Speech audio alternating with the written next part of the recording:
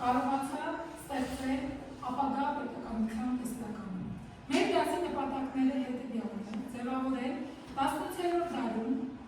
ազատագրական մտքի էվոլյուցիան պայքարից դեպի սահմանադրական խորհրդարանական շրջափուլ եւ ձևավորել քննադատական զարգացնել քննադատական մտածողություն վերլուծելու, համադրելու կարողություններ։ Եվ դասի նպատակներից ելնելով դասի արդեն վերջնացումը դուք կկարողանաք ներկայացնել ՕՍԵՏ-ի ծրագիրը,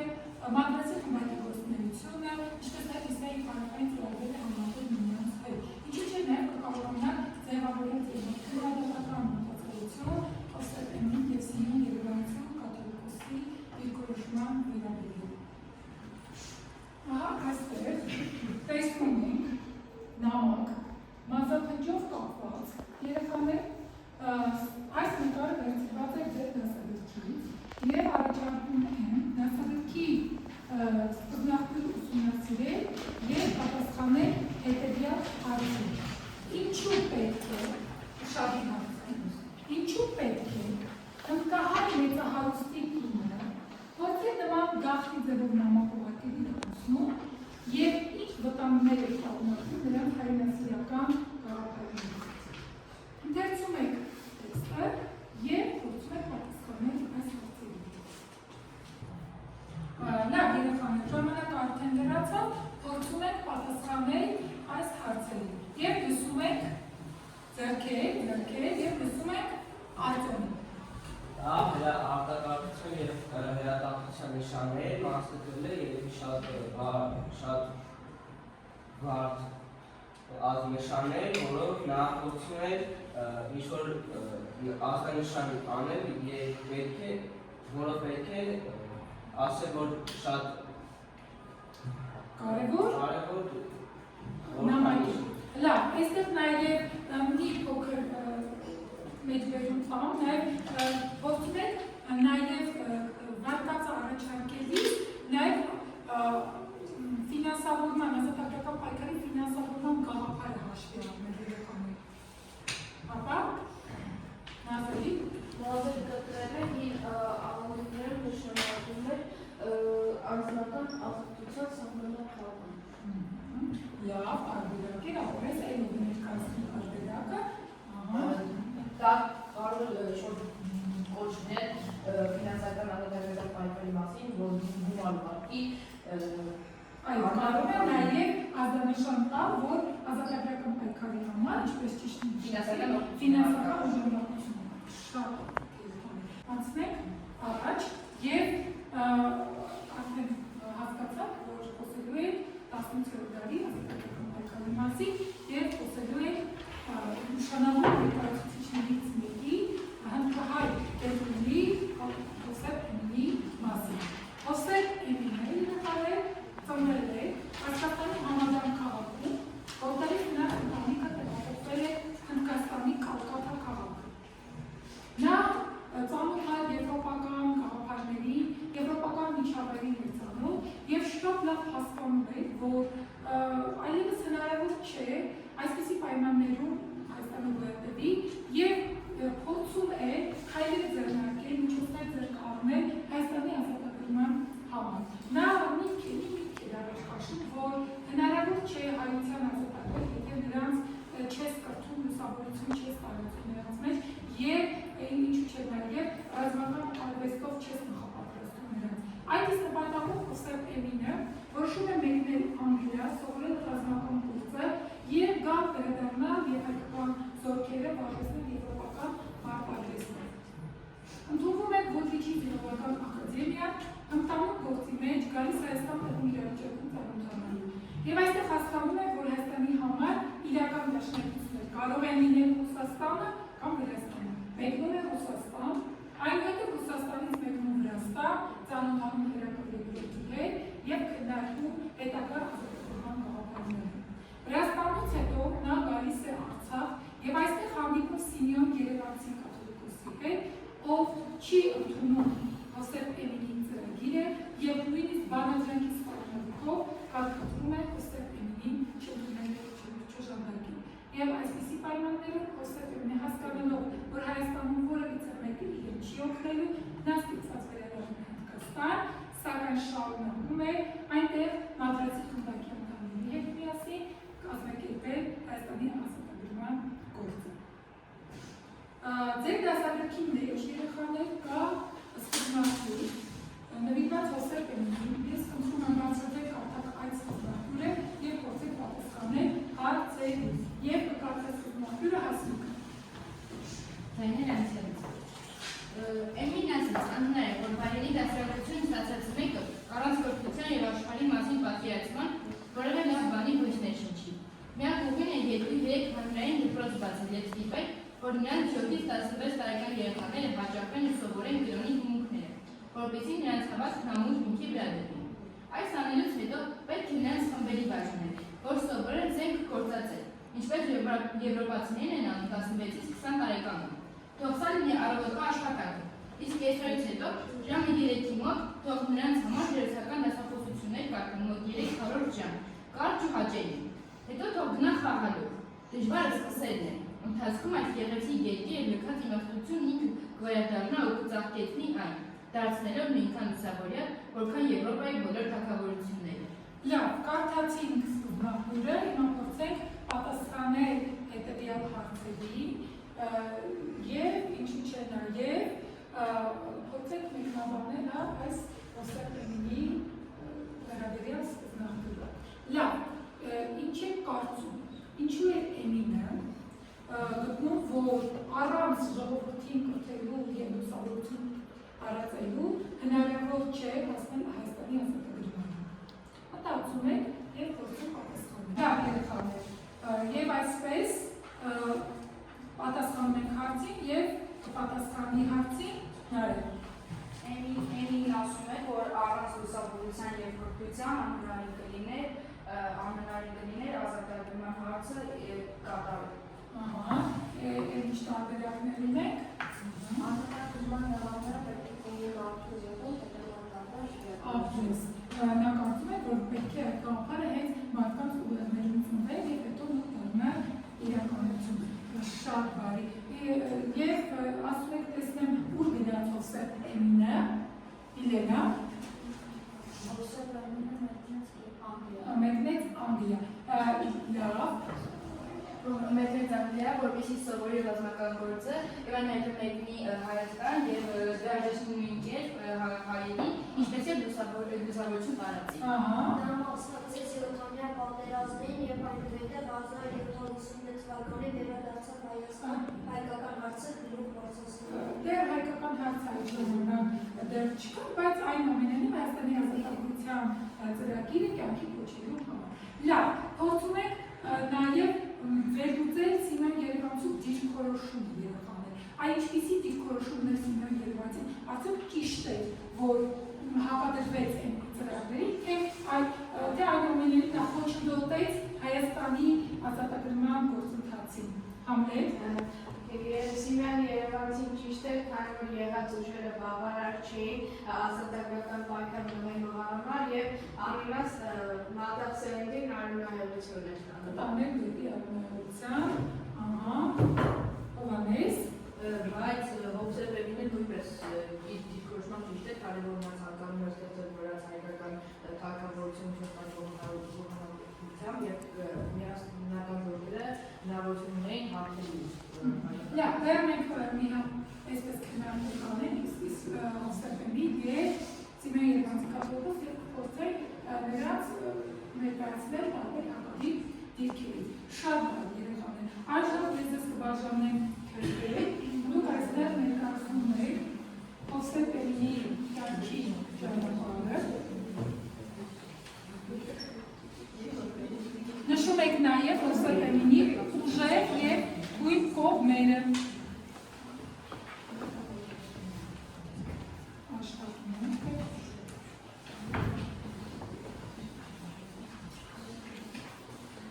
Մոտիկ եկեք երեխաներ։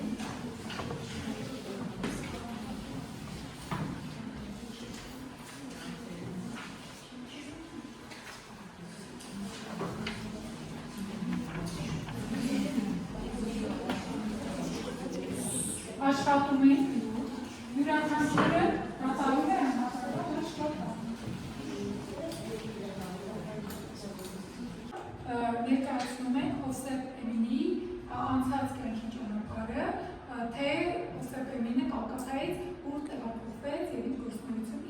իրականացրեց եւ նա Կոկատայից տեղափոխվեց Անգլիայից տեղափոխվեց Հայաստան, Հայաստանից տեղափոխվեց Ռուսաստանից տեղափոխվեց ում հետ հանդիպեց Վրաստանում, որ հանդիպեց Վրաստանից հետո եկավ Արցախ եւ այստեղ հանդիպեց այո, շատ ապրել եւ հանձնարարված է նաեւ Հովսեփյանի ուժեղ եւ թույլ կողմերը չէ ներկայացնել եւ փորձել ներկայացնել նաեւ այս ուժեղ եւ թույլ կողմերը եւ ով է ներկայացնում սա Նրա ուժեղ կողմերն էր, որ նա իր երկրի համար բարձրացրեց իր հայկական հարցը եւ տեղափոխեց բոլոր երկրներ Ռուբեն ջան, հայկական հարցը դեռ այս ժամանակ որպես այդպիսի չկար։ Լավ, ասվի։ Իր համարձակությունը եւ իր պայքարի պատրաստակամությունը, ինչ կարող ենք ասել, որպես ուժեղ կողմ, ինչ հայրենասիրություն ուժեղ նաեւ նա շատ աշխատասեր է եւ նպատակասիրություն։ Իսկ թույլ կողմերից, ինչ թույլ կողմեր կնշեն շարիվոտ թույլ կողմեր։ Նա առաջ տարավ իր նախաձեռնությունը։ Շուտ հանձնվեց, Անգելինա հիասթափվեց եւ չկարողացավ իր վերջնական նպատակի հասնել։ Երեխաների մեկ նշեցի Հովսեփ Էմինի անցած կյանքի ճանապարհը, նշեցիք նրա ուժեղ եւ թույլ կողմերը, այժմ փորձում ենք դրացնել հետեւյալ գաղափարը։ Ես համաձայն եմ արտահայտությունը փորձում եք լրացնել։ Հովսեփ Էմինը գնաց Անգլիա եւ այս նախադասությունը ես համաձայն եմ, որովհետեւ ասացի։ Ես համաձայն եմ Հովսեփ Էմինի հետ, որովհետեւ նա գնաց Անգլիա, որպեսզի ռազմական գիտելիք ձեռնի եւ դա Հայաստան կատարել իր ռազմական պայքարի փոխանցել։ Այո, շատ ապրել։ Սիմեոն Երևանցի կաթոլիկոսը չօժանդակեց Էմինին, ես համաձայն եմ, որովհետեւ ինչ չօժանդակեց։ Ես համաձայն եմ ոչ Երևանցու հետ, որ նա չհամաձայնեց Հովսեփյանի հետ, քանի որ զորքերը բավականին հզոր չէին այդ պայքարի համար։ Շատ ապրել։ Այժմ կազմակերպում ենք քննարկում, խմբերում քննարկում ենք Հովսեփ Էմինի եւ Սիմեոն Երևանցու դիրքորոշումը եւ փորձում ենք ներկայացնել եւ յուրաքանչյուր կողմ կարտարացնի այս կամ այն գործիքի դիրքորոշումը։ Ժամանակը լրացավ, այժմ տեսնենք, թե ինչպիսի դիրքորոշում է մեր խմբերը։ Եվ առաջինը ով կներկայացնի, առաջին խումբը ներկայացնի, տեսնենք ձեր դիրքորոշումը պաշտպանում եք Հովսեփ Էմինի տեսակետը, թե Սիմեոն Երևանցու։ Ինչու Երևանցին վախեցնում է, որպեսզի կարող են մանրետական իրականները իմանան, որ հայերը ազատագրման զուգումների մասին եւ դրա համար կարող է ժողովրդի վիճակը ավելի վատանար։ Դուք պաշտպանում եք Սիմեոն Երևանցին եւ գտնում եք, որ Սիմեոն Երևանցին ճիշտ է, որ չէ օժանդակում Էմինի ծրագրին։ Լավ եւ դուք ինչպես ակարծում, դուք ինչպես եք, ով է ներկայացնում ձեր կողմից, դա ներկայացում Հովսեփ Էմինի աշխատասիրության շնորհիվ ձեռքեր բերել բավարար գիտելիքներ, իսկ եթե Սիմեոն Երևանցի թողներ, որ Հովսեփ Էմինը իրականացնել իր դիրքը, իսկ ուրեմն որ կհասնենք հաջողության, այդ որն է բավարար։ ապրես։ Նաև Հովսեփ Էմինը ուներ դերական երկրորդի օժանդակությունը իր զորքից։ Շատ ապրես։ Լավ։ Այստեղ ինչ ենք անում։ Այստեղից կար ենք Մարդում է Հովսեփ Էմինին, որովհետև Հովսեփ Էմինը ուներ բավարար գիտելիքներ, ռազմական փորձ եւ նաեւ ուներ վրաց թագավոր Հերակլ II-ի աջակցությունը։ Այսինքն դուք կարծում եք, որ եթե Սիմեոն Երևանցին թույլ տա, նա կկարողանա ինչ-որ բան անել հայկական։ Իսկ ձեր խումբը Մենք կապակցում ենք, որ Հովսեփ Էմինին, քանի որ ըստ պետք է բոլոր քայլերը անել Հայաստանի ազատագրման համար։ այսինքն այն ամենին եթե նույնիսկ չստացվել է, պետք է փորձել հասնել այդ բարձրի ազատությանը։ Շատ օգտակար։ Լավ։ Այստեղ արդեն տեսնում ենք նոր պետրակ պետքի առաջին սա այս նկարը կա նաև ձեր դասագրքի մեջ։ Տեսնում եք շատի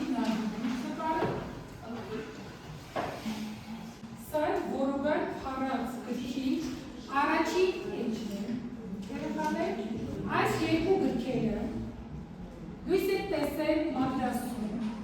Մադրասի խմբակի անդամների կողմից եւ երկու գրքում է կարմիր թելի նման գնում է նույն գաղափարը։ Այն է կրթել, լուսավորել եւ ազատագրական պայքարի կոչել հայ ժողովուրդ։ Այսօր քննարկենք ավելի մանրամասը որոնայդ փառած գիրքը, որը կապվում է ապագա հայկական պետականության հետ, այսինքն այս գիրքի կետերը պետք է կիրառվեն այն ժամանակ, երբ Հայաստանը պետք է լինի արդեն ազատագրված վիճակում։ Ուշադիր նայում եք նկարին, ձեր դասագրքում եք կանում նկարը, ուշադիր նայում եք և փորձում եք վերլուծել նկարը, ինչ եք տեսնում նկարում և ինչ համեմատություններ կարող եք անել այս նկարի հետ։ Որովհետև փառած նկարում մենք տեսնում ենք Որովհետև փառած գրքում մենք տեսնում ենք մարդ, որը վեր նկար կանգնած է եւ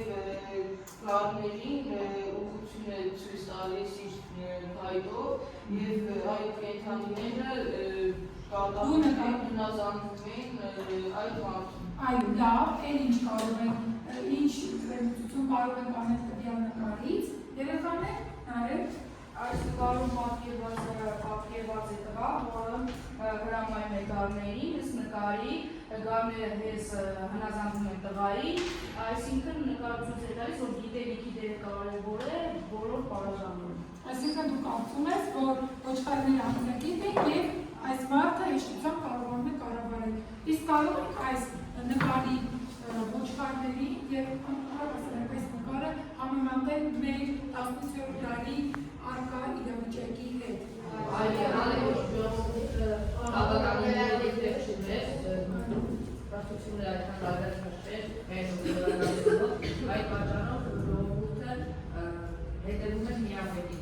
Այսինքն տվյալ ժամանակաշրջանում որովհետև հարակիրքը կոչելանում վերացնել միապետությունը և երկում հաստատել սահմանադրություն չէ, խորհրդարանական համակարգով, որտեղ երկիրի վերահսկողությունը պետք է իրականացվել ժողովրդի կողմից։ Շատ հաշվի։ Ձեր սեղանագրայի թղթերի վրա առաջարկում եմ դրեք սխեմա, որտեղ կներկայացնեք ապագա Հայաստանը խորհրդարանական կարգավիճակով և ցույց կտա ըստ որովհետև առած գրքի ապագա Հայաստանը կառուցված է։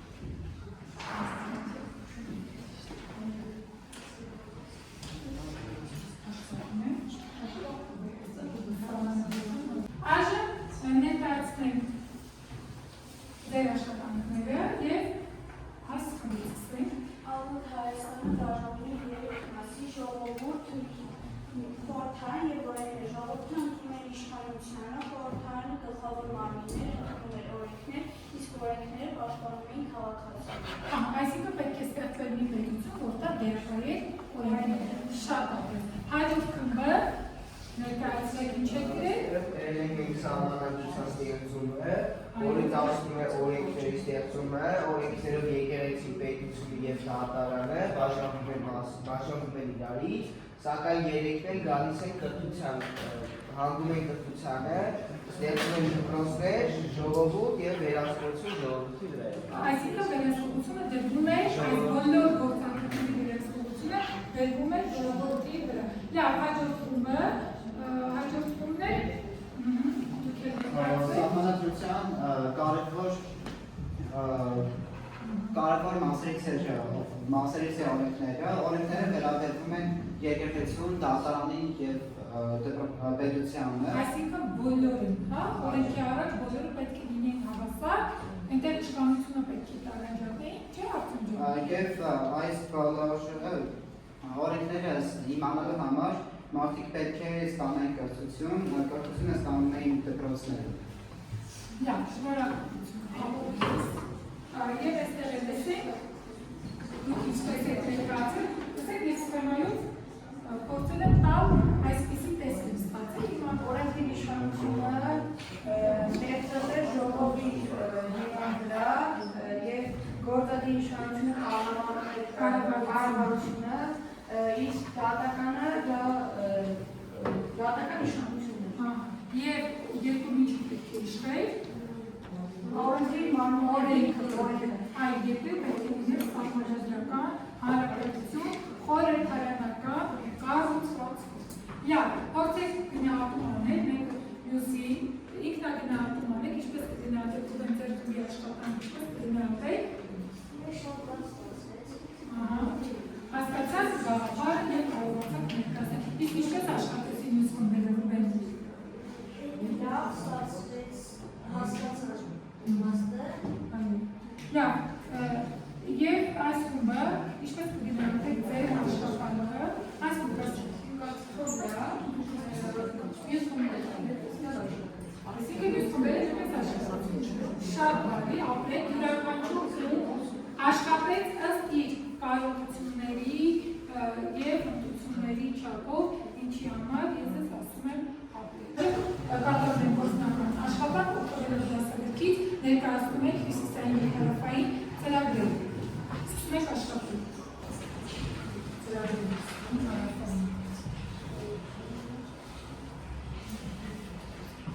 Հյուսիսային ինչպիսի պետք է լիներ կառավարման ձևի տեղավորվածքի միջոցով։ Երեխաներ, այժմ դուք լրացրել եք համեմատական աղուսյալ, տեղացել աղուսյալը տեղացել, կամ վերին երեխաներիցով, և հիմա փորձեք յուրաքանչյուրը մեր ասել, հյուսիսային և հարավային ծրագրից, հյուսիսային ծրագրից և գոհար, հյուսիսային ծրագրից։ Երկի կայսր, երկի կապով պետք է ապրել ուսասնի կայսրը, դեպքերից կամ հայրից, և ստացության անկախացությունից պետք է դավանել հայրության։ Բավական է, ասմիկ։ Հյուսիսային ծրագիրը ստեղծեցել Աբովյանը 1783 թվականին։ Հովհաննես Կայսրը պետք է ոսել էջմիածում։ Կայսրը մայրաքաղաք պետք է դառնալ։ Որևիցե պահար։ Լավ, հյուսիսային ծրագրից էլի չենք ասում, էլի չենք ավելացնում հյուսիսային ծրագրից։ Կազմել է Շահամի Շահամինյանը։ Չէ, հյուսիսային ծրագիրը։ Ոսեք, արտության։ Հարավային ծրագիրն ենք ասում հիմա, հարավային ծրագրից Շահամի Շահամինյանը, ըստ հարավային ծրագրի երկրի կառավարման ձևը ինչպիսի պետք է լիներ։ Պետք է լիներ թագավորություն հայ։ Ինչպիսի պետք է լիներ ըստ հարավային ծրագրի երկրի կառավարման ձևը հանրապետություն թե թագավորություն։ Այո, խորհրդարանական կառուցվածքով պետք է լինի։ Շատ բարի ապրեք երեխաներ։ Ունեք լրացնում ասել։ Ռուսաստանի պիտի 20 տարի մնա հայոց նարացքում եւ այդ 20 տարի ընթացքում որոշակի քանակով դուրս մասնած դուրս գային Հայաստանի շրջանում։ Շատ բարի։ Ապահովելով այսօրվա դասը երեխաներ գալիս ենք այն եզրակացության, որ ազատագրական պայքարի գործում շատ կարևոր է եղել կրթության դերը եւ մինչեւ այսօր էլ կրթությունը ունի կարևոր նշանակություն է հետագա զարգացման եւ բարելավման համար։ Այսօր մենք ունենք մի հայրենի, ազատագրական հայրենի, որը եղել է մեր նախնիների երազանքը, պահել, պահպանել մեր հայրենիքը, լավ սովորել, որպեսզի կարողանան հետագայում էլ ավելի զարգացնել եւ զորացնել մեր հայրենիքը։ Եվ վերջում ելքի քարտերը կպատասխանենք բանը, որ մեզ համար այսօր ինչ կարևոր մի բան հասկացանք մենք այս այսօրվա դասից, ինչ հասկացանք։ Ինչ հասկացանք։ Կրթությունը շատ կարևոր է ցանկացած ոլորտում։ Ես սովորեցի, որ բոլոր դարաշրջանում սովորելը պետք է դեպի մենսաժողովի պետք չէ։ Շատ ապրեք։ Շնորհակալություն, ես այսօր ձեր աշխատանքը նկատում եմ։ Լավ, դուք բոլորը աշխատեցիք ըստ ձեր հնարավորությունների չափով։ Շնորհակալություն։